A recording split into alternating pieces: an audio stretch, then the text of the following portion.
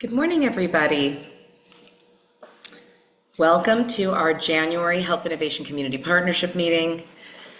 We're delighted to have you with us today. We know a lot is going on across Los Angeles, and we know it's a very challenging time for so many in our community. So we wanted to just give grace to some space here together today as we think about, our larger community and, of course, the communities in and around the Los Angeles General Medical Center. So with that, I'm going to go ahead and kick off our January 10th HICP meeting, our very first of 2025. And again, we're so grateful to have you with us. So let's kick off our meeting. Today's meeting is hosted entirely via Zoom. We, as always, want our meetings to be very interactive and be driven by our audience and audience participation. So please join us by unmuting yourself if you'd like to ask a question, raising your hand, and just contributing to our overall conversation and dialogue. This meeting is being recorded, as you will note, and the recording will be made available on the hicpla.org website in about a week's time. Again, please put comments in the chat and raise your hand to ask a question, and we'd be delighted to invite you to pose your questions to our speakers. Our meeting is also interpreted today into Spanish, so please select the globe at the bottom of your screen to participate in the language of your choice. We also ask all of our presenters to please paste your speech so that our interpreter can keep up and make sure that everyone is following completely our conversation. Today's meeting is going to be kind of a shorter one. We have a very tight agenda. We will go through our meeting overviews and guiding principles. We'll have a moment for community reflection. Then we're going to have an update on the Los Angeles General Medical Center with a deeper dive on some of the services being offered at our Restorative Care Village 4 and 5. And then we're going to have a reflection time of looking ahead at 2025 and what's going to be happening in HICP in the year ahead. As we begin, I'll start by reading our Health Innovation Community Partnership Guiding Principles. All participants agree to principles prioritizing equity, community resilience, and health in all programs and projects. All participants agree to approach issues with an open mind, be willing to engage in dialogue, and commit to thinking boldly about solutions. Participants will state views and ask genuine questions. Participants will seek to avoid monologues and arguments, move to conversations where participants are curious and seek to understand various points of view. Participants will explain reasoning and intent, share how we reach our conclusions so that others can understand our divergent reasoning. Participants will attack the problem and not the person, organization, or institution. Participants will define key terms so that we can attain a shared understanding. Participants will share all relevant information. Participants will always arrive prepared for the meeting. During meetings, only one person speaks at a time. We will not engage in sidebar conversations. Participants will work to develop a comprehensive, common set of information with which to solve problems and make decisions. Participants will jointly design next steps. With that, we're going to start by having a moment together for some community reflection as we think about what's impacting our larger community and what we're all kind of dealing with in various different ways. I invite Rosa Soto, if you'd like to join me with some thoughts about kind of the gratitude we have for what's good about what's happening and how it's being responded to, and of course also the sorrow that we feel for so many in our community. Thank you, everyone. Good morning. I know how difficult it has been over the last few days for those of us that are watching and trying to find ways to help. But I know more deeply, many of you have been personally impacted, and I can't imagine how difficult that must be. And we want to make sure that you know that there's a community around you, that there's a community working together. To the LA General family, we thank you for your leadership, for being here during these difficult times, for starting to now see the next level victims, those that have been impacted by the smoke, by the smoke inhalation, by the difficulty of how many days this all has been going on. So we thank you for your leadership. And I know we're going to hear from the hospital shortly, but we do want to make sure that we take a moment here to say, that Los Angeles is resilient. Groups like our Health Innovation Community Partnership allow us the opportunity to work with our system leaders in an equitable table. And I think that there is no better time than now to acknowledge and reflect on how important that is. So, to the leaders that have joined us through all of these months, thank you so all of these months, all of these years, thank you so much. And to our community members that you show up whether in person or online every month, we thank you as well. And yes, we continue to fight forward. Continuing to thank our firefighters, our law enforcement leaders, our first responders, and we continue to think about more and more ways in which we can help contribute to this huge loss of property and communities across Los Angeles. And with that, Heather, do we have a slide for at least our LA General family?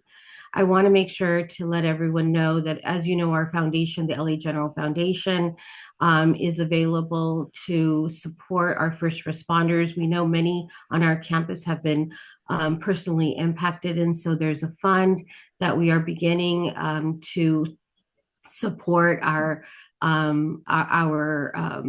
LA General family, and that will be under the Los Angeles General Hospital Heroes drop-down menu on our website at www.lacuscfoundation.org. And then if you check the box for writing a comment, you can write fire relief. And with that, we will begin to collect those resources and ensure that our hospital family is benefited from this opportunity. So any comments from anyone? And then we will move to our LA General update because I know they're short on time today.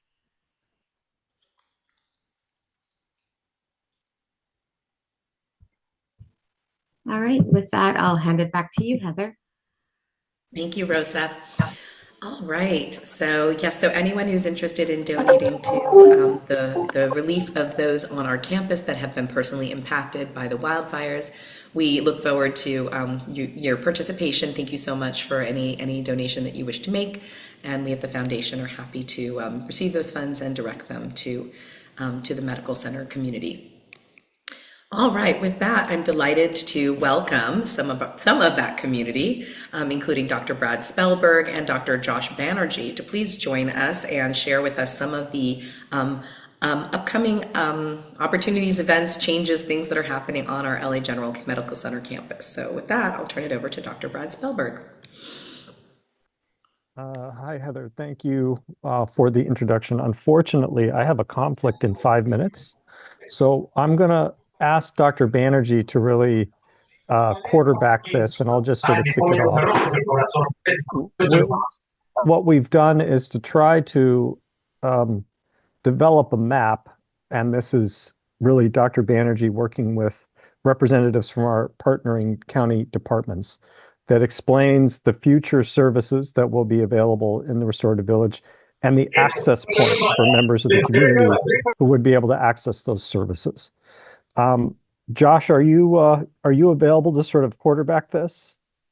Yep, you got it. Okay, great. I'm going to go on mute. I'll be here for 4 more minutes if you need me.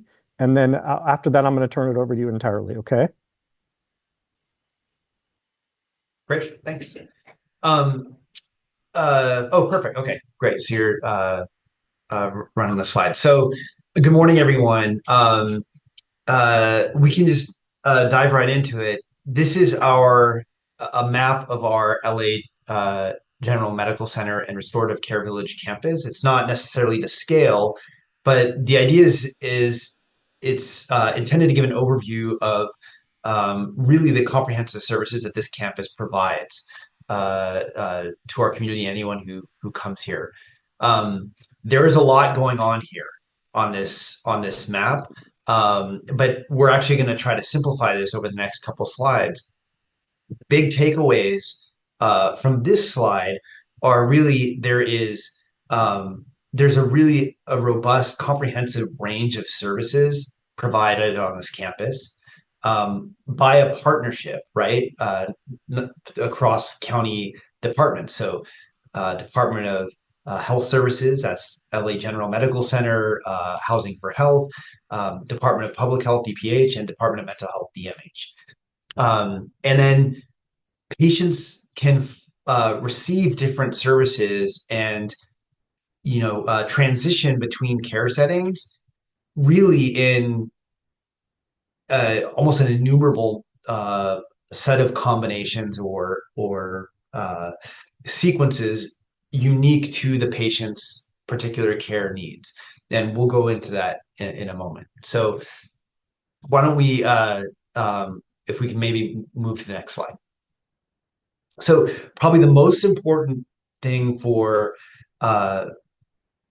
those of you in the audience in our communities know is where can you walk up to receive care, right? Where are the patient-facing access points where if you're a patient and you need care, where can you receive it?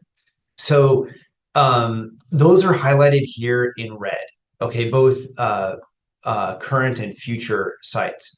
So let's start with hopefully the biggest, the most familiar to everyone, which is our LA General Emergency Department, circled off of Marengo in red.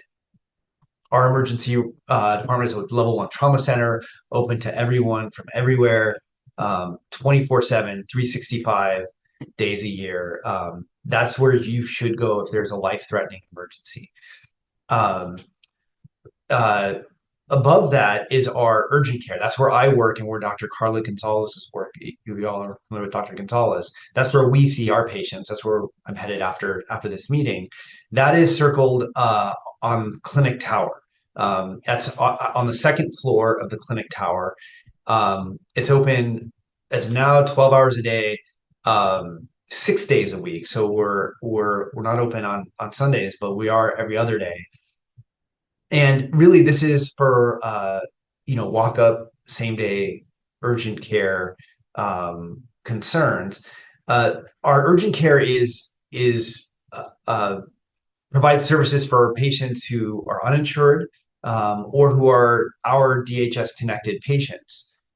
If you were a patient with an outside insurance, let's say like for Kaiser, and you came to our urgent care, we wouldn't be able to give you direct patient care services there because another provider is being paid to take care of you. But what we do in urgent care is help navigate patients and reconnect them with those providers. So that's urgent care. So these are two of the main access point sites on our campus. You'll also see on Marengo is the Exodus Mental Health Urgent Care site. So this is really intended for walk-up services for those experiencing acute mental health conditions and have the ability to triage and escalate and refer to us and to partnering clinics and facilities as well. And then I want to draw attention to a couple other sites. So in the restorative care village up by Zonal, you'll see a red circle site. This is for the planned mental health urgent care facility, which is not yet completed or opened, but is in the works. That will basically take over the services that are now provided by Exodus. And so that will be the mental health urgent care access point in the future. And then, of course, we need to recognize that immediately adjacent to campus in the community are our street medicine outreach and mobile unit access points. So, throughout, daily, we have street medicine teams, Housing for Health runs really robust street medicine program where they have a combination of both stationary mobile clinics at high density access sites for our unsheltered neighbors to access healthcare. And the team also goes out into the field for those residents who are maybe not in a high density camp area, but who the team is able to find them and engage with them and provide them healthcare. Those are also, we consider, access points for patients to walk up to. Okay. Next slide, please. Okay. So the circles in blue represent facilities, both present and planned for the future, that offer services, but are not walk-up facilities, meaning that you don't access care directly by uh, walking into the building as a clinic, for example. These are really specialized facilities delivering very specific targeted services that our other clinical areas and partners, both on campus and off campus, are referring patients to. And so that's why we try to symbolize it sort of like a hand, kind of transitioning, a care team transitioning a patient to these facilities. So we can go over these briefly. One is the crisis residential treatment um, center on our restorative care village. That is open right now. That is intended for patients with mental illness who are in a situational crisis that really puts them at risk for decompensation and making them more vulnerable. So they don't require hospitalization, they don't require psychiatric hospitalization, but they do require stabilized setting with services to prevent them from decompensating and getting much sicker. Um, that is, we work with our DMH partners to refer patients from across our medical center to the crisis residential treatment. Recuperative care, also on their sort of care village. That's led by our Housing for Health colleagues. Those are that setting is really for patients who have pretty significant chronic or acute illness that's stabilized, so they don't need any inpatient or skilled nursing care, but they do require stable medical housing to prevent worsening in their health. As future state, there's going to be led by our Department of Public Health colleagues, substance use sort of residential withdrawal management center, and really looking forward to this opening. This will be patients who are experiencing mild or moderate uh, symptoms of withdrawal from opiates or alcohol use disorder, benzodiazepines. And these are patients who, again, don't require admission to a hospital or monitoring in an emergency setting, but do require uh, medication support and observation over a defined period, usually a couple days. And again, this will be patients will be able to receive these services by referral in the future. And then you'll see next to that, we have our psychiatric subacute facility that is planned. This is really for patients who, have been deemed to not be safe to live independently. They're incredibly vulnerable patients who need to be cared for in in a in a secure facility for their own safety, because they're not able to live independently in the community yet, and so that's also planned and going to be led by our Department of Mental Health colleagues. And then finally, there's going to be Century Housing, which is going to be permanent support, supportive housing, actually with a number of other services that our Housing for Health colleagues can can discuss in detail, but that's also in the plans. Okay, next slide. Thank you. Okay, so that's sort of kind of a 30,000-foot view of what's offered on our campus. What does this look like when it comes to an individual patient? A neighbor, a friend, brother, sister, parent. And really the journeys that any patients can take through our campus and through LA General Medical Center and through the sort of care village, really they're almost infinite and too many to potentially enumerate every potential journey. But I want to give some representative cases about that shows sort of how a patient might flow through the campus now and in the future state with the future facility. So let's take each one of these paragraphs is a case. So, a situation. So let's say there's a patient who has been experiencing homelessness and is developing shortness of breath and swelling in their limbs, comes to our emergency room for help. Our emergency room quickly realizes that this patient is suffering from kidney failure and needs to be started on dialysis, is admitted to our hospital where the inpatient hospital team and kidney specialists initiate dialysis. They put in the access catheters that are needed to hook up to the dialysis machine. They run the patient through dialysis safely, um, and determine that this patient has now been medically stabilized.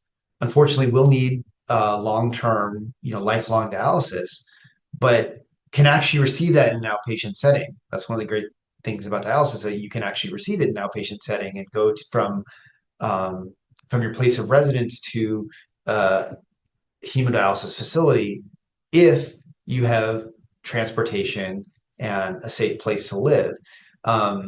Being on dialysis really, you know, makes you vulnerable for a number of health conditions if that's not taken care of regularly and vigilantly by your care team. And so this is the kind of patient that would be a great candidate for the recuperative care uh, center. And this is a patient that we do currently refer to um, recuperative care and who is accepted by recuperative care. And once they go there, they can receive their outpatient dialysis at the dialysis facility. They're able to arrange transportation. And this is a patient who really is supported and prevented from really bad things happening to them were they unable to have secure housing or ready access to dialysis. So that's one example. Another example might be a patient comes to our urgent care with mental illness and um, is in there's been maybe home violence, intimate partner violence, or um, you know, uh, experiencing some other forms of trauma, um, is not uh, is not in a psychiatric emergency. They don't need to be monitored by a psychiatric medicine and nursing team, but really does need a, a care setting where they can be supported through this immediate crisis, where they'd still be getting attention to their their mental health medications and their health needs. This is a patient that would be a great candidate for the crisis residential treatment center. And that's a patient that, if Dr. Gonzalez or I were caring for this patient, we would be in touch with our psychiatry colleagues who would be able to connect with DMH, and if they agree, like we would be able to transfer that patient to the crisis residential treatment center. So those are just two examples of how patients might go there. By the way, we're always open for our partners to send patients to us, right? So somebody develops an urgent care need or an emergency care need unrelated or even related to their current situation, they just come right back to us, right? We work with our partners to bring them back to us. Okay, so what might the future state look like? Well, this is, again, we're really excited. Our Department of Public Health colleagues really do such great work with substance use disorder management and support. And we currently have a full range of patients that come to our urgent care and emergency department, different levels of substance use disorder and present withdrawal. Sometimes the withdrawal symptoms are quite mild. Sometimes they're so severe they need to be admitted to the ICU. In this case, those with mild or moderate symptoms, instead of admitting to the hospital, they can actually be, or keeping them in the emergency room. They can actually be referred to the residential withdrawal management facility for observed, safe withdrawal where they're supported with medications and able to come out of those withdrawal symptoms safely. Again, experiencing withdrawal on the street or actually in the community is incredibly dangerous. You're quite vulnerable, um, and it's a scary and deeply uncomfortable time for those who are suffering from substance use disorder and withdrawal. Okay, and then a final future state. So that's another example of what the future is going to look like. And then another future case would be, let's say we have a patient who uh, is sent to our emergency department and then admitted to our hospital for an acute healthcare condition. This could be, heart failure. It could be, uh, like we already mentioned, kidney a failure. It could be because of a bleeding or a surgical complication. But during the admission, really, it's determined that this patient has also has underlying mental illness, and to such an extent that actually they're unable to live independently, safely in the community. They can't. Really, boarding care is not going to be a safe enough, secure enough setting for them to prevent something bad from happening to them. This is a patient if all their medical needs are stabilized, they don't need any other hospital medical care, but they do need a secure, supportive environment for them to live and receive their chronic psychiatric care. That would be a patient that would be a good candidate for our planned subacute facility. So those are, and I know each of those sounds very complex. Believe me, the number of cases that we could come up with, and in fact, if anyone wants to um, ask about a potential case or a transition through or scenario through the campus, I'd be happy to field that. But this is just to give a glimpse of really the comprehensive range of services that we offer now, and that is actually going to grow with with the completion of these planned facilities that are led by our partners. So at that, I'm going to pause and Heather, maybe turn over to Rosa to see if there are any questions, or if you want to turn it over to our colleagues. Sure.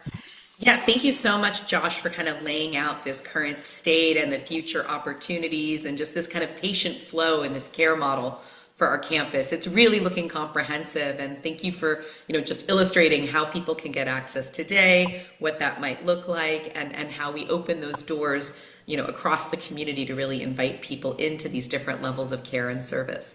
But yeah, we just for everyone's information, we're also excited to welcome representatives from the Department of Public Health as well as the Department of Mental Health that'll talk a little bit more about the specific service flows within those facilities. But before we pivot there, do we have some questions about everything that Josh has shared with us? We've got this wonderful kind of visual map of, the campus today, all the services here. How do people, access care on the campus right now through walk-in models?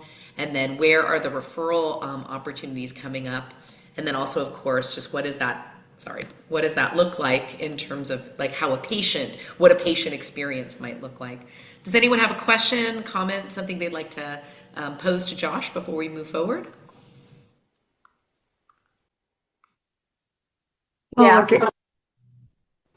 Hi, Teresa. Yeah, hi. So I want to say that, I've been part of this effort for a while, and it's just so wonderful to see how all of this is literally structurally coming together. It's like a vision come true for all involved.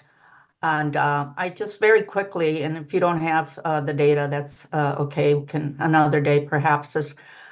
Do we know at this point, given all the entry points, which is just great for this very comprehensive service at so many different levels, what the capacity is like in terms of how many people, given this conglomeration of services, can be served at this point, potentially.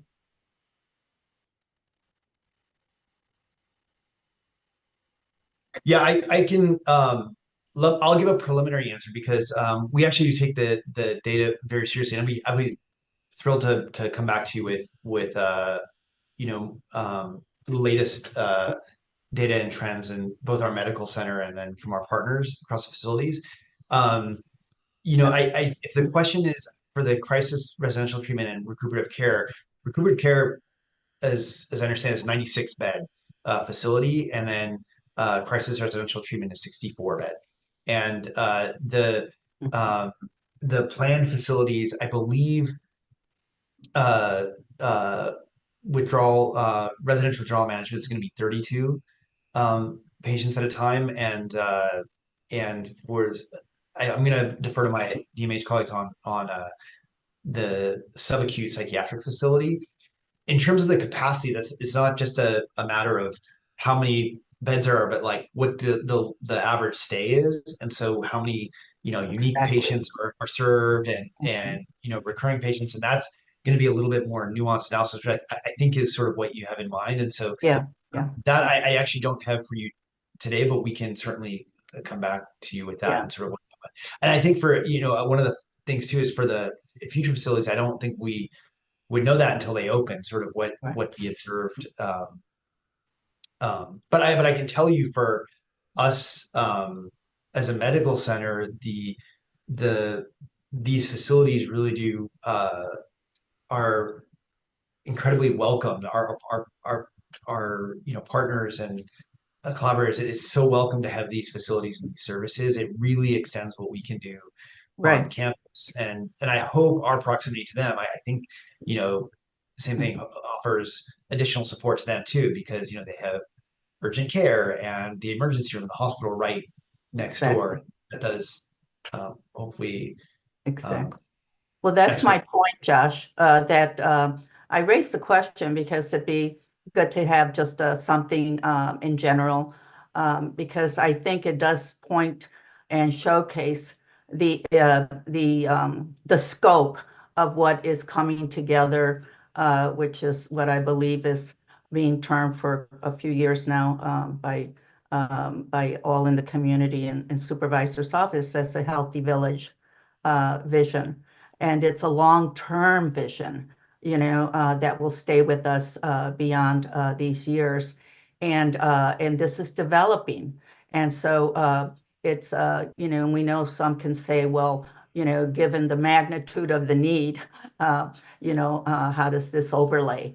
And it overlays as a model that is just really, very, very comprehensive. We can't say enough about that. And will grow in the future. So thank you. I really appreciate this presentation. We have a question from Alejandro Castro. Alejandro, please ask your question. Solo quiero dar gracias por estos Just wanted to servicios tan significativos e thank you importantes for all porque these conozco una familia que significant está sufriendo services. mucho I por know a debido a su family that familia has está been maluco suffering from y all un this, hijo, un and niño de 7 años que está they sufriendo de have a asma. child that's Pero 7 ahora years old gracias a that estos is servicios esta suffering from familia asthma. está And thanks to these descansando. Solamente services, this quiero dar family gracias porque esto is, es realmente having a relief. importante So I want to para thank you personas all que for están these sufriendo services. These por las services are very intoxicaciones important de for the sustancias. families that need Gracias. and the help from the abuse of substances. Thank you. So I don't know, excuse me, I'm sorry, I'm not sure, Josh, are you logged into our interpretation channel or no? I'm sorry, I'm not. I was Oh, and I can understand a little, much better than I can speak, but I missed some of that. I'm sorry. Rosa, would you be so kind as to kind of maybe give us a quick summary? I think it was mostly appreciation for Oh, the wonderful work of this campus and the medical team here.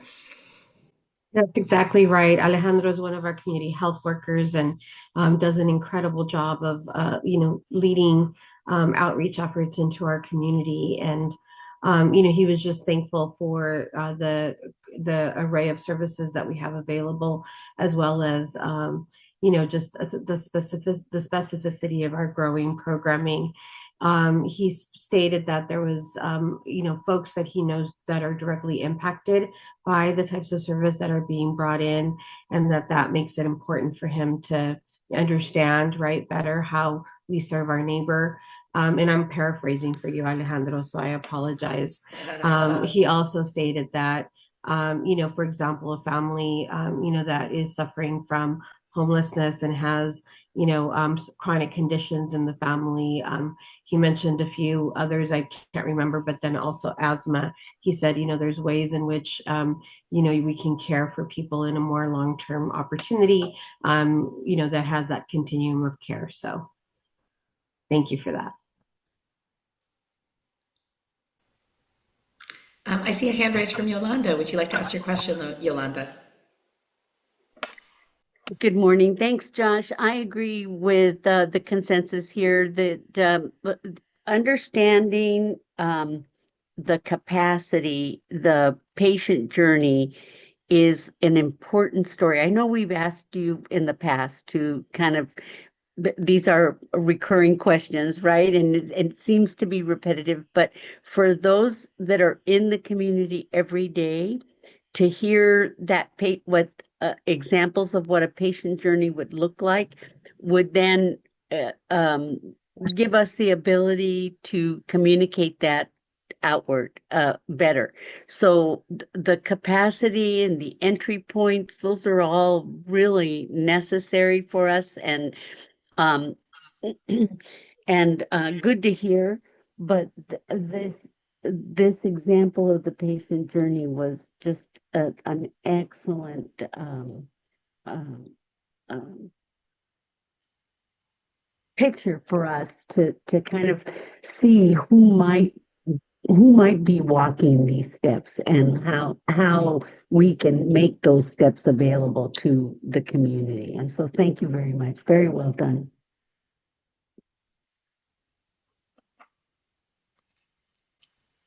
Thank you for your comment, Yolanda. Yeah, I think we all appreciated that kind of the narrative. It really helps, and really help us internalize what that might look like for an individual patient. So we always appreciate that personalization of the story, how these services are brought to an individual's experience. Do we have any other questions for Josh? If not at this time, what we'll do is we'll move forward with the next presentation, which is by Anton Moore, Division Chief of our Department of Public Health, Substance Use and Prevention and Control Department. And then after Anton speaks, we'll also have a presentation from DMH, and then we'll have everyone on the call together to continue to respond to your questions and comments about the restorative care village services that are coming online. With that, Anton, please take it away. Thank you, Heather, and thank you, Josh. So as I was introduced, my name is Anton Moore. I represent the Department of Public Health, Substance Abuse Prevention and Control Strategic and Network Development Division. And we're really overseeing a lot of the projects, including the project at the Martin Luther King Jr. campus, as well as the LA General Medical campus. I think I presented at least one time to this august group, and I'm happy to be back. So Josh, I so appreciate your kind of going through the mapping of the services that we'll be offering. And I'm going to be talking specifically about the SUD services that will be on campus. And before I get into those specifics, I also want to share that there are also services through our contracted providers in the surrounding community as well. Our agencies like HICP and others are also available to provide the full continuum of substance use services. And we'll be working as we kind of build up these services, we'll be working with them to make sure that we have as robust a coordinated referral process as possible. So for those of you who don't know, SABC, Substance Abuse Prevention and Control, is 100% contracted out for its services, its prevention, harm reduction, treatment, and recovery services. So what that means is that we work with other community-based organizations who provide those services. And so we'll be working to establish a solicitation to identify who will be providing the services once construction is complete. But until then, I'm very happy to kind of share a little bit about the services that will be provided directly on campus. So we'll be providing residential withdrawal management services. The slide that's in front of you now sort of describes what that is. And really, it's a sort of series of interventions that helps to support individuals detox or withdraw from alcohol, opioids, and sedatives within a non-medical residential setting. And so what that means is that this is a setting where somebody can stay for overnight as in a bed, receive 24-hour care from clinicians, substance abuse counselors, peers, nurses, to support them as they're withdrawing. These are folks that have moderate withdrawal symptoms, such as anxiety, tremors, sweating, vomiting, and nausea, that don't require them to have inpatient services or round-the-clock medical professionals overseeing them. The services that are provided, including observation of their withdrawal symptoms to make sure that they are withdrawing safely, include the ability to do an assessment to get kind of the whole person need, care planning to make sure that they have services once they leave the facility, medication services to help with the symptoms, to help with the withdrawals, care coordination, which really links back to the workflow or the referral flow that Josh was presenting earlier, and discharge services. Typically within a residential withdrawal management facility, generally people stay 3 to 7 days on average, but they are able to stay for 14 days or more based on medical necessity. Part of that includes if we have patients who are experiencing homelessness and who have not yet been connected to further care or other housing opportunities, will help to support them until they're able to get into something that is more stable than going back out on the street, if that is what they choose. And then finally, someone raised a question about capacity. So our facility is a 32-bed facility, as Josh shared. There are 20 beds for men and 12 beds for women within the facility. Generally speaking, those beds can serve about 8 people a month. Let me see. The bed can be filled about 8 times per month. In other words, the people come in within a month, they leave, and then somebody else fills that bed. Which means that we can serve about 256 patients a month, depending upon how long the beds are occupied. Next slide, please.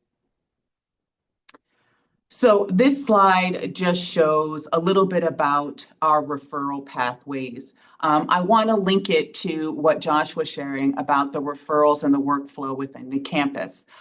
So the facility on campus will accept referrals from our campus partners and establish a really strong relationship to ensure warm handoffs. In other words, so that if someone from the hospital or from the outpatient is referring into the residential withdrawal management, that we're also connecting back with them to make sure that once this person leaves, they are still being connected to care. And so we're part of that coordinated effort that all the agencies will be doing in the restorative care village and on campus.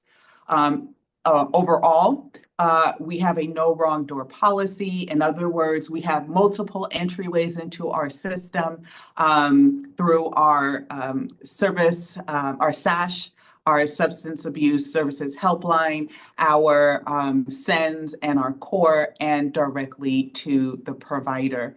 In these instances, if someone is making a referral, it is often best if that person is present that needs the services so that we can get the best kind of assessment possible so that they can get into the right services. I think as Joss alluded to in his map, we do not typically allow walk-ins. And part of the reason is because sometimes, well, first of all, we want to make sure that the person walking in gets the care that they need. And if there is not a bed available, then we would not be able to serve them at that facility.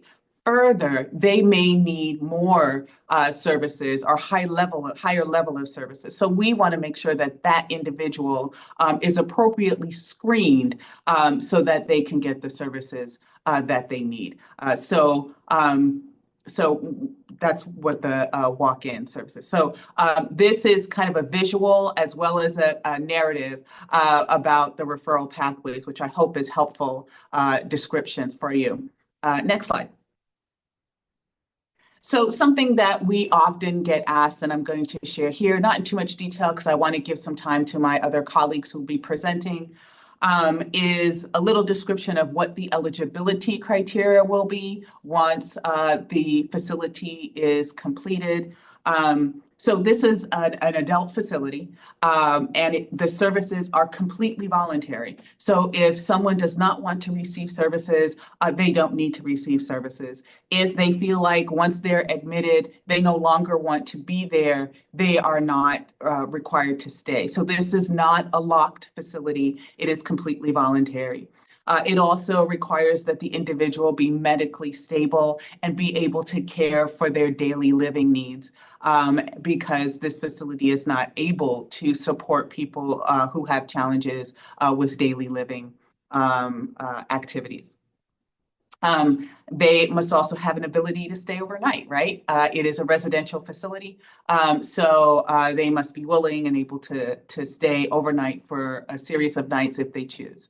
And finally, we accept people who are enrolled or eligible for Medi-Cal or who might be participating in some other county-funded services like AB 109, involved with justice involved, maybe have issues with children and be involved in the system in that way, or other kinds of county-funded programs.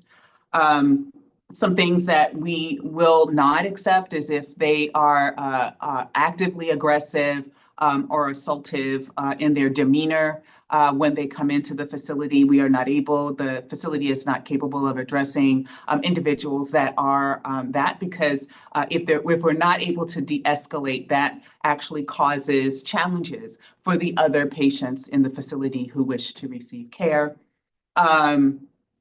Of course, if they're at risk to themselves or others, we would not accept them. But obviously, we have a very robust set of services on campus. And so we would make every effort to ensure that they are seen by the appropriate entity, like the psych urgent care that Exodus will be running. Again, if they require a higher level of care, we will not be able to serve them, but we will be able to offer a handoff to someone who is able to serve them. So those are the services that we'll be providing once construction is complete in the restorative care village. So I will now hand it back to Heather, who might introduce the next person. Thank you very much. Thank you so much, Anton. We really appreciate the additional detail and information on kind of the type of the clients that can be served here at the facility. With that, we're delighted to welcome Jay Son to join us and talk from the DMH perspective about the services that will be provided at the Restorative Care Village 4 and 5. Welcome, Jay. Good morning. My name is Jay Son, and I'm with Department of Mental Health, Health Access and Integration in the Intensive Care Services. We're the division overseeing 24-hour residential programs, and I'm going to go into each level of care. I know Josh has talked about psychiatric subacute care, subacute facilities. And next slide, please. By subacute care, this is a type of facility that's going to be moving into restorative care village, mental health rehab center, rehabilitation center, MHRC. MHRC is a 24-hour community residential program providing intensive psychiatric and rehab services to individuals, adult individuals with mental disorder. Next slide, please. So it provides psychiatric treatment to individuals, adults with chronic mental illness in a non-hospital based therapeutic residential setting. And it provides long-term care. By long-term care, the average length of stay is usually 9 to 12 months for individuals who no longer meet the criteria for acute care, such as inpatient care, and are not clinically ready to live independently or in a boarding care in the community. And it provides 24/7 services, psychiatric and psychosocial rehab services. So not only from the medical perspective, medication, it also provides psychological and social well-being. It attends to psychological and social well-being of individuals and address their needs with chronic mental illness. And these folks are, as Josh referred to, as vulnerable, who are placed under LPS conservatorship. So LPS conservatorship is, as you may, many of you know, a legal arrangement that gives an adult to make decisions for someone who's not able to care for themselves due to a mental illness. So when someone is under LPS conservatorship, these folks are mainly, and when they are not able to take care of themselves and need stabilization in a long-term care, this is where they come to get services. Next slide, please. So its objective is to focus on providing a rehab and rehabilitation and activity program aimed at improving adaptive functioning of individuals to enable them to move down to a lower level of care. It is to provide services to assist individuals to develop skills to become self-sufficient and capable of increasing levels of independent functioning in the community. So during the 9 or 12 months, people get more stabilized and build their skills and increase their functioning to go back to community and live more independently. Next slide, please. So the target population of MHRC is, as I mentioned, adults 18 and older, and Medicare eligibility, and some limited beds for uninsured individuals as well. And has to have a primary, chronic, and persistent mental illness, and individuals whose adaptive functioning is at least moderately impaired.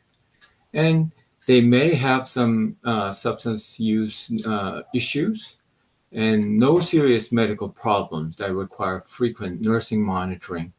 It is not a nursing facility by nature, so it is to focus on mental health portion. So if their physical condition is more is outweighing mental concerns, then we might have to send them to skilled nursing facilities. But this facility is to focus on mental health issues. And this person has to have a rehab and recovery potential. And like I mentioned, the person has to be LPS conserved. Next slide, please. So MHRC services, it provides a safe and clean living environment and 24-hour supervision of all individuals by properly trained personnel. It includes psychiatrists, nurse, social workers, mental health clinicians, peer advocates. All those the multidisciplinary team will provide services. And such supervision may include, but not limited to, personal assistance and daily activities as well as medications. And they are to develop an individualized and behaviorally specific care plan so that they have certain plan to reach, and then will consider discharge planning from the facility. And they are to provide individual and group services, and also they will provide advocacy support as well as also fosters self-advocacy and any other activities to support individuals to function more independently in the community so that when they go back to the community, they're able to, live more independently. Next slide, please. So referral process. Referrals can be initiated by mostly acute psychiatric inpatient units, jails, or any intensive residential facilities at risk of needing a higher level of care. So this may not be appropriate for walk-in referrals because of the nature of the services. Most referrals, if not all, will be coming from acute hospitals, jails, and other intensive residential facilities. And referring facility may call our division, number 213-738-4775 to initiate a service request. During business hours, 8 to 5, Monday through Fridays.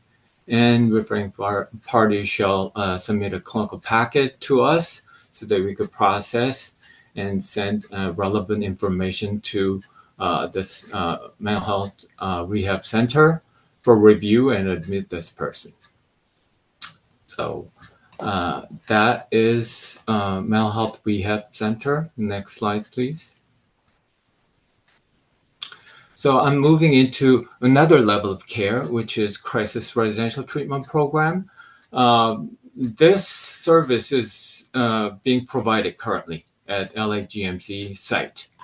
There are 4 sites, each 16 bed, but currently there are 3 providers currently providing services. So each 16 bed facility, there are 3. So that's 48 beds available. And one last provider will be joining in about a couple of months. So crisis residential, in comparison to MHRC, is an intensive short-term. Average length of stay is 30 days, and it's a structured residential program as an alternative to hospitalization for clients experiencing crisis or needing further stabilization. And this facility also cannot accommodate a lot of medical complications requiring nursing care. And services are provided, again, in a non-institutional residential setting with the purpose of restoring clients' independent living skills so that they could go back to the community. And referrals can be made to our division or directly to CRTP sites. Next slide, please. Goal is to stabilize and improve their overall well-being and help them reintegrate back to their communities and possibly link them to next treatment provider such as FSP, ERS, boarding care, any other type of living, as well as mental health treatment. Next slide, please. And target population is, again, for adults and adults with significant impairment and may have, again, secondary substance use disorders. And because of the facility licensing, they have to be ambulatory in case of any emergency. Next slide, please. And services include self-help and individual and group interventions and medication, of course, and co-occurring disorder services and pre-vocational and educational support. And there will be help individuals with discharge planning. Next slide, please. And like I mentioned, referrals can be made to CRTP provider directly, or they could contact our division so that it could work both ways. Especially like over the weekend, if somebody needs crisis stabilization, they could contact CRTP provider directly for admission, or during business hours, they can always contact us. Of course, someone could contact CRTP provider directly during during the work week business hours as well. Next slide, please. So that was crisis residential, and I'm going to quickly move into the next level of care, which is urgent care center. Urgent care center is a community program, again, providing immediate and short-term care for individuals. By short-term care, it's less than 24 hours. And compared to traditional urgent care centers that primarily focus physical illness, these centers specialize in mental health concerns. Next slide, please. Again, short-term crisis intervention and services to adults and who would otherwise be taken to emergency rooms. This center is Medi-Cal certified and LPS designated units. That means they could provide access to mental health and substance use evaluation and assessment and crisis intervention and medication support 24 hours a day. 24 hours a day, 7 days per week. Next slide, please. And urgent care centers accepts direct referrals from law enforcement, mobile crisis unit, emergency services, and other field intervention teams. And they are to divert and decompress individuals from county and private hospital emergency rooms and provide both voluntary and involuntary services. Next slide, please. So they will be assisting individuals experiencing mental health crisis to remain in their community by providing rapid access to care and crisis stabilization, medication management, and mental health and other linkage services, community referrals, and education and prevention. Next slide, please. And they're servicing individuals, again, adults with mental illness, mental health crisis, and co-occurring conditions, and who may meet the criteria for an involuntary hold due to danger to self, others, or grave disability. And individuals needing urgent medication management services can also walk in. Next slide, please. So common referral sources would be they're accepting individuals 24/7, and they're welcoming walk-ins, family or self, and hospitals or emergency departments, law enforcement and first responders, and jail release programs, residential care programs and shelters, and mental health providers as well. And I think that is the end of my presentation. Do we have any questions?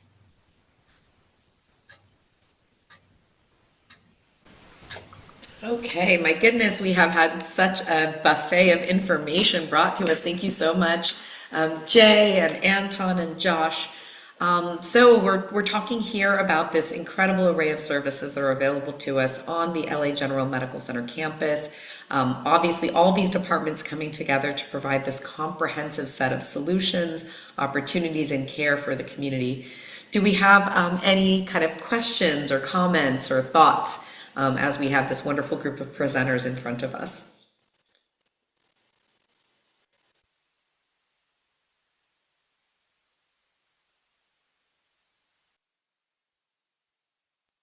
While we're getting other folks, I just want to say thank you to all of our presenters. I think, the more often we address some of the concerns that come from one meeting to another, I think the more we're painting a picture of what that reality will look like as our campus continues to grow and aligning the right type of care, for our individual community member needs. I think is sort of, the heart of this. And it's so wonderful to know that there isn't just an emergency room opportunity, but that there is quite a number of doors that people can enter. And I think Anton, you said no wrong door policy, which I think really is described in the mapping that was done by Josh at the beginning and in the presentation of each of you. So thank you very much to all of the departments for your thorough description of the opportunities that lie ahead for our community. Yeah, and all that specialized type of care, right? It's so special to hear about these different, pardon me, I didn't mean to cut you off, Anton.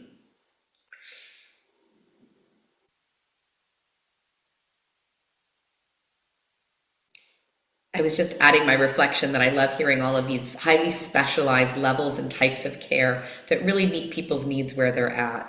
So it's, as Rosa mentioned, we've heard from you a couple times now, and we love this ongoing dialogue. It allows us to kind of sit and reflect on how these services come together to serve the community, and really are so grateful for your expertise and providing so much of your time with us today.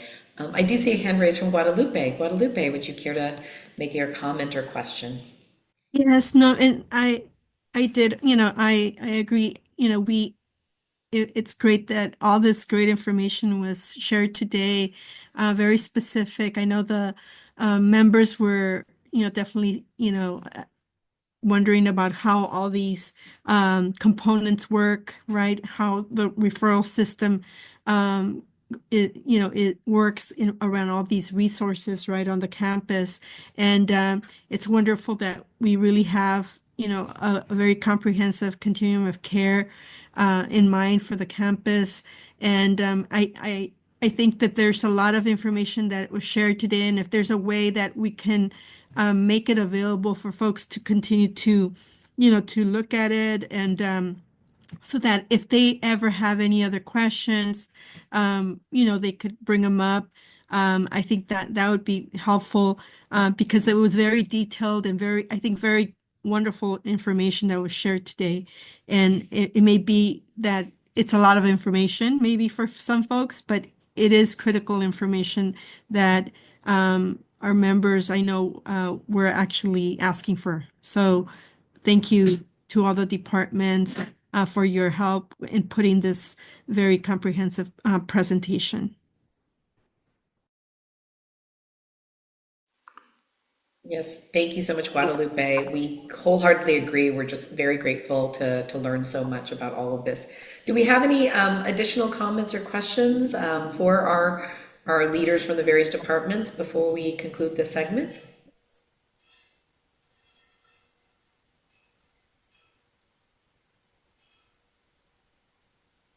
All right.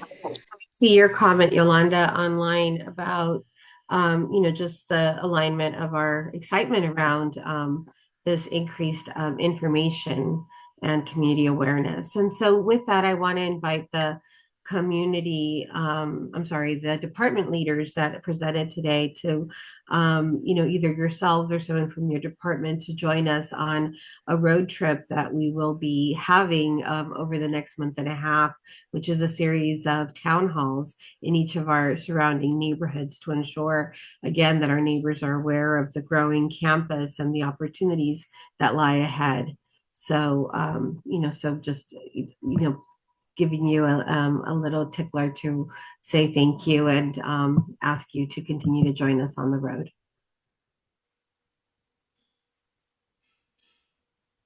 Heather, you were going to share the next slide, you said. Yeah, so we're good to move on to some of our priorities for 2025. But before we do that, my understanding is we have a brief Yes. comment that wants to be made by Supervisor Solis's team. So with that, we'll say thank you so much to Anton, to Josh, to Jay, first by your time with us today. As Rosa mentioned, we're really excited to be taking our HICP community outreach into the community in the months in January, February, March coming up ahead. And we would love to have representatives from the departments join us as we go out into the various neighborhoods and share some of what's happening at LA General more intimately in the community. So more to come on that and what 2025 might look like for the Health Innovation Community Partnership. But I think we do have a comment from Supervisor Solis's team before we get to that piece. Yes, Jasmine Garcia Delgadillo, our health deputy. Good morning. Morning. Hi, everyone. Thank you. Yes, I'm Jasmine Garcia Delgadillo. We just wanted to take a moment to acknowledge the LA County fires. I know that it is a very difficult time for many in our community, and our heart goes out to everyone that has been impacted by the fires. We wanted to share that Supervisor Solis's office is here to support the community, so please reach out to us if you need any support from the county. I will be sharing our first district email shortly in the chat. Additionally, we wanted to share that the Department of Public Health has released an unhealthy air smoke advisory in the county. Public Health urges everyone in areas where there is visible smoke, smell of smoke, or unhealthy air quality to avoid unnecessary outdoor exposure and limit physical exertion, such as exercise, whether it's indoors or outdoors.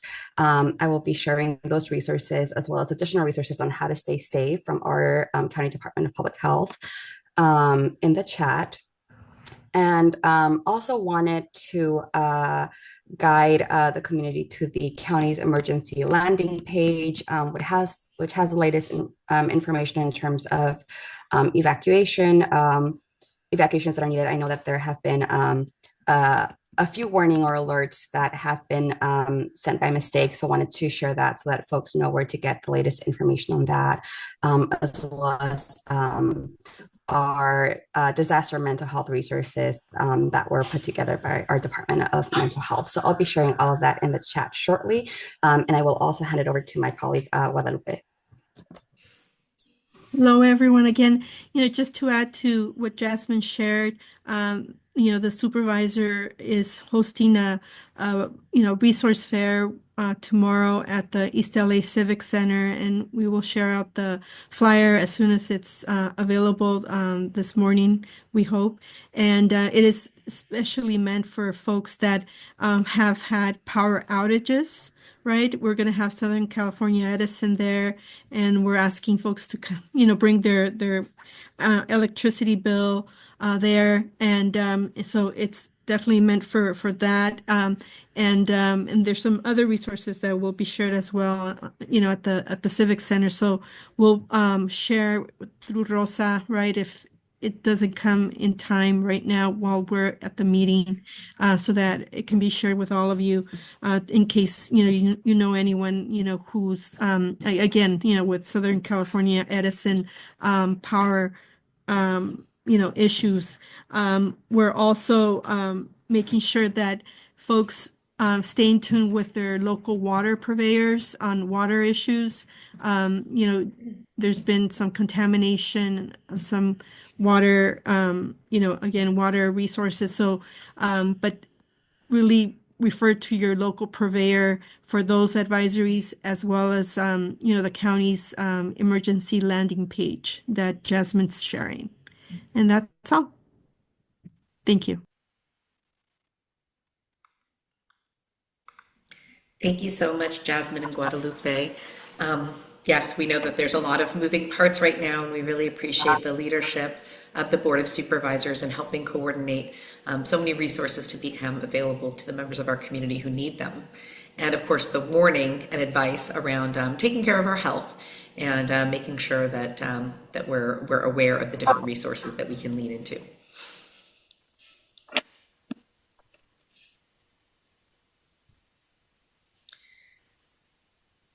All right. Anything else? Any comments or questions for Supervisor's team?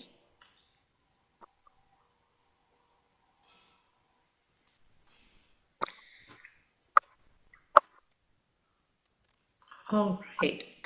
With that, we'll go ahead and pivot back to our presentation. We have just two more segments to our presentation today. One, we wanted to talk a little bit about 2025 planning and what that might look like for the Health Innovation Community Partnership. And then we want to invite any of our partners from the community to share various resources or upcoming events or opportunities with us. So looking ahead, 2025, obviously the year has turned out to be a little more dramatic in terms of its start than we may have initially intended. But we wanted, as we start 2025, to reflect on some of the things that have happened in 2024 with HICP, and then invite your contributions, your comments, as we think about what the year ahead might hold for us. We want you to think about what are the topics you want us to discuss, what presenters might you want to hear from, what are the issues that you think are most important to the East Side communities that HICP represents. We know we will always focus on the happenings of our medical center campus, what's going on and around LA General, but there's a lot of, concerns and issues that the community feels. And we want to hear from you so that we can make sure we capture those and find the right speakers that can bring forward the topics and the expertise that you want to learn about in the year ahead. As we look back at 2024, some of the things that happened that were really exciting and we wanted to make sure to mention to you all is, of course, we're very delighted that Centennial Partners was selected as the developer for the General Hospital and West Campus redevelopment project, this very exciting project that will be taking place over many years to come. But we're delighted to be starting that journey with Centennial Partners who are joining us here today and have joined us at every HICP meeting to kind of stay in touch with you and make sure that we at HICP are really well informed about the planning process and what's coming next in this incredible investment opportunity on our medical campus. We're also very excited to reflect on the fact that RCV 4 and 5, there was the groundbreaking, that those buildings are in the process of going up and being built. Right now, you can see this development here on our campus. We heard today about the services that are coming our way in the next year plus. So very exciting developments. Also, the Las Dalias housing project opened this year and brought its first residents in to be able to live in the Las Dalias housing project. That project that came to fruition with input from the Health Innovation Community Partnership to ensure those community benefits and those resources were not just for the residents, but for the larger community as well. We're really excited to continue that partnership with Las Dalias as they've welcomed their first residents staying there this year. We also, in 2024, returned to in-person meetings for the first time since the pandemic. We're really excited to be able to offer both in-person and virtual meetings as we move into 2025, and we'll keep you aware and alerted on which meetings will be held in person versus which ones will be virtual as we look to 2025. So now's our time to ask you some questions. We wanted to know if you want to put it in the chat, please feel free. If you want to make a comment, we would love to hear from you. We wanted to know what you enjoyed most about the meetings that we've experienced over the last year. We want to make sure that what you love is what we continue to do more of. So please let us know what's really been of benefit to you and what you'd like to see more of in the year ahead. We also wanted to make mention, so like I said, please add those comments in the chat, throw them our way. We would love to hear what you loved about 2024 meetings and also what you're looking forward to in 2025 and what you really want us to focus in on as we build our agenda for the year ahead. As we're looking ahead, some of the things that are coming your way, just to keep you up to date, we will be doing a series of town hall meetings out in the community. The last time we did these was 2018, 2019. So we're really excited to have the opportunity to go back into the community to host these town hall conversations and really bring additional people in to conversation with us at HICP. So stay tuned, more to come on this, but we have meetings planned in Boyle Heights, Lincoln Heights, El Sereno, City Terrace, Chinatown, and the general East Side communities. So we're really looking forward to getting to going back deeply in the community and inviting people to join us. These will be evening meetings hosted during the middle of the week, and we want to ask you to help us promote those to the people that you're in conversation with so we can get as many people as possible informed about what's happening here at LA General. We also know that Centennial Projects will be continuing their work here on the campus and continuing their community engagement efforts to make sure you are all very well informed about what's coming next. Ongoing construction of the Restorative Care Village 4 and 5, and of course construction of the Permanent Supportive Housing Complex, Restorative Care Village 3. So there's just a lot that's coming up in the year ahead, and we want to make sure you guys at HICP are always hearing the best, most accurate information as early as possible. So with that, we have a few questions here that we wanted to ask you to fill in, again, in the chat if possible. What are some individuals, organizations, or groups that you would like to see us reach out to so that they could participate more fully at HICP? We also wanted to ask for your advice on how do we engage more resident leaders from our community.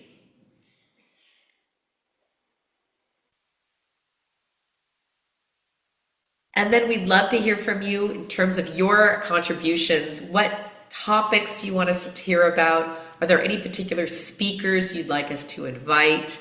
Do you want more panel conversations? Are there different discussions that you want us to host? Or is there a site visit that you might be interested in at one of the sites in the campus community or in our surrounding neighborhoods? We want to hear everything that you're thinking of that might really make HICP very valuable for your needs in the year ahead.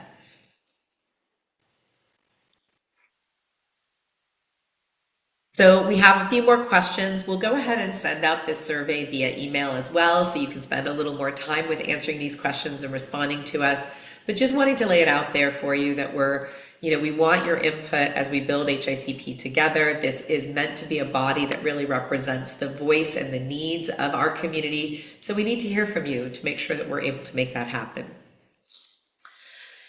As a reminder, we have all of our meetings scheduled for 2025. Today was our first meeting of the year, January 10th. We also have meetings coming up, in most cases, the first Friday of every month. So please make sure you go online and register via the link on our Zoom invitation and get all of these meetings calendared for you. Every meeting will have a Zoom option, and then many of the meetings will have an in-person option as well, and we will keep you posted on that. And with that, I'm happy to invite any of our partners to make announcements about upcoming events or things we need to know about in our community. I know, Pamela, you had mentioned that you wanted to give us an invitation to join an event that's happening here in Boyle Heights. Yeah, hi, Heather. Thank you so much. Forgive me, I'm a little discombobulated. I thought there were in-person meetings, so I'm actually sitting in the lobby here. Oh, no. And generally there are in-person meetings. We were not able to pull off an in-person meeting today. I'm so sorry. Well, welcome. We're so delighted to have you. Yeah, your staff has been so helpful. I'm actually glad I'm here. So I guess I'll give a little bit of background and then my purpose is kind of twofold. One, to share information about an event, but also to encourage all of you to take advantage of what my organization is doing as a way to promote what you're doing, because it sounds to me just from this little bit of the meeting that I was able to be in that there's a lot of synergy and overlap, and we're working towards some of the same goals. So I'd love to have a chance to just encourage any of you to connect with me personally. I'm putting my info in the chat. If any of this that I'm about to talk about sounds like something you'd like to get involved with, and we could meet personally and figure out how to promote what you're doing at the events that we're having and vice versa.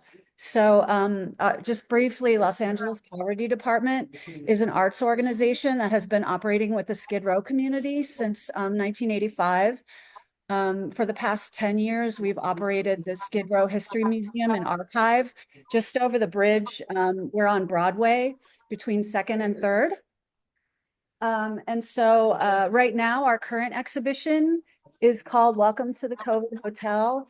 The exhibition has just closed, but what it is about is we've done 2 years of research and engagement with the LA County program called the Quarantine and Isolation program that operated during COVID.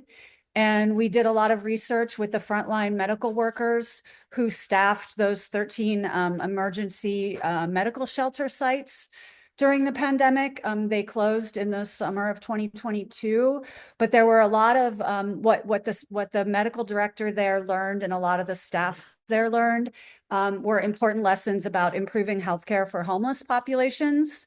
And a lot of those things relate to things that I'm hearing you talk about, Heather, already in terms of no wrong door and recuperative care and harm reduction and housing first. And so what we did with our exhibition at our museum was to share those lessons in the form of an exhibition that featured interviews with all the frontline workers about their experiences and what they learned.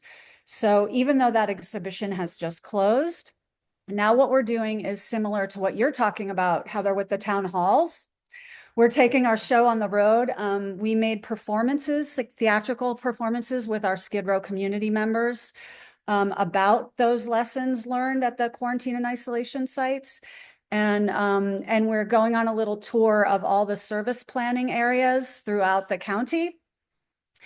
And as a way to engage healthcare providers, stakeholders, community members, and policymakers with advocating for recuperative care sites that integrate all those lessons into community settings. Again, like that's why I'm here, because it sounded like what you're doing with HICP is like has a lot of in common with those approaches. So that's a little introduction. The link in the chat takes you to our event page, and you can learn more about it. But the event upcoming is on January 25th. It's at Casa 0101. And it's at 8 p.m. Is that reversed? Sorry. But the information. No, it looks fine. It looks perfect. It looks perfect. Okay.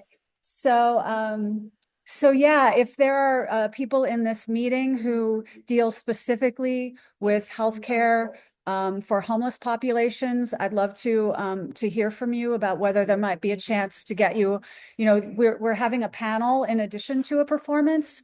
The panel discussion, we already have confirmed Molly Reisman from Housing for Health, but we still have openings on the panel. So if there's anyone who would like, maybe even you, Heather, to come and be a part of that, or suggest people who might be a part of that panel. So we can promote what's being done in the community, because that's the whole point, is to help get the word out about no wrong door opportunities for people who need wraparound services and all of that. So number one, to invite you to the event, and number two, to encourage people with a specific interest in getting involved in the work we're doing with our version of town halls. Perfect. I'd love to hear from you. Yeah, well, I think we can definitely offline, Pamela, maybe have a conversation about some people that might be a good fit for your panel. Very excited to see this wonderful event coming to our community. Oh, thank you. That's great. Yeah, I think I just brought up the website for you all. Casa 0101, as we know, is one of our wonderful resources here in the Boyle Heights community. We're delighted to see another thriving partnership with them. So the COVID Hotel is going to be hosted on Saturday, January 25th at 8 p.m. at Casa 0101. So please log into their website, I assume, to get tickets or more information on attending that wonderful event. Oh, it's free. Just show up. Oh, great. We'll just show up then. So Saturday, January 25th at 8 p.m. All right. Well, that is very exciting. Thank you again. It's lovely to meet you, Pamela, and learn more about your organization. And it does feel like that's very relevant to the type of work that we're trying to accomplish here, and that integration of different services so that we can really meet people where they're at and provide the best possible care for people's well-being. So thank you so much for that presentation. Do we have any additional partner announcements, upcoming events, resources that we want to share out with our HICP membership today? If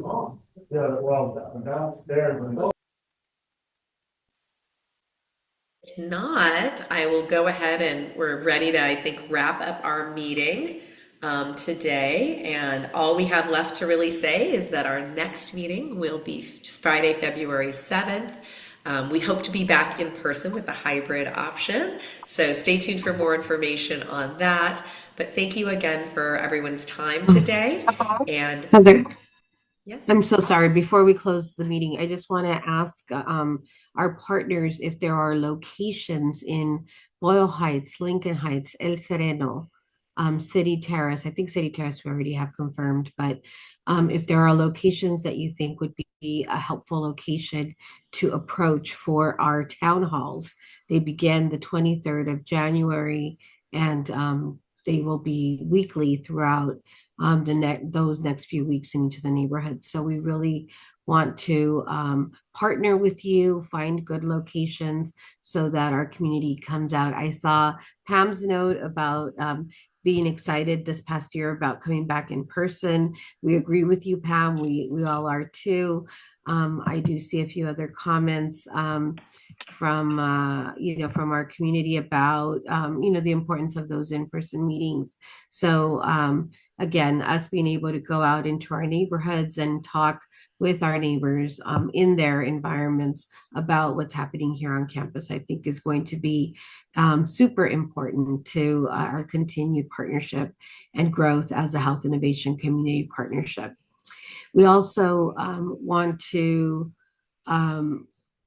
remind everyone that there are some topics that have been brought up over the last few meetings that we want to address. So if there are speakers that you would like us to invite, we appreciate that. We see Marta Gonzalez's comment about how the hospital will deal with immigration and immigration rights.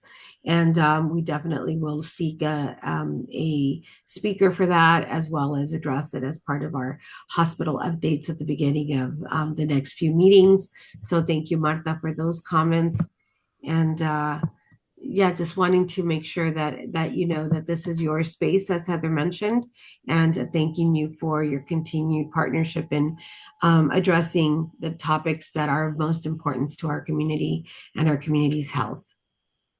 So thank you for that extra push here, Heather. Happy to. Yeah, it's exciting. It's an exciting start. I mean, I hate to say it's exciting in certain ways, but it's quite a dramatic start to the 2025 year. But there is a lot ahead of us that we're excited to share with you all. So, but we want this to be an interactive and participatory experience for our partnership. So again, as Rosa mentioned, if you've got ideas for where we can come with our community outreach events, good venues for us, good speakers you want to hear from, please share those with us. I think with that, maybe we are going to conclude today's meeting a little bit early. So we look forward to seeing you all again in February. We encourage you all to stay tuned to the public health and the various directives from our public officials. Keep yourself and your family safe, and we certainly wish you all the best in the month ahead before we meet again. Great. That we will conclude January's Health Innovation Community Partnership meeting. So thank you one and all for joining us today. Thank you, everyone.